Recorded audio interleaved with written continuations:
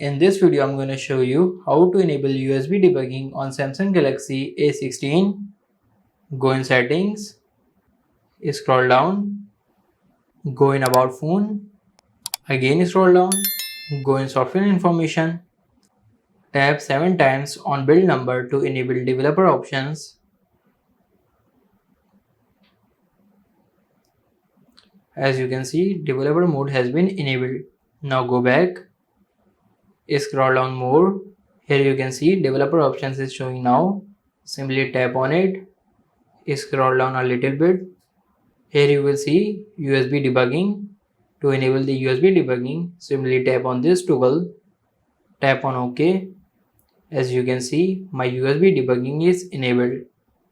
So this is how you can enable USB debugging on Samsung Galaxy A16. If this video helps you, like this video and subscribe the channel.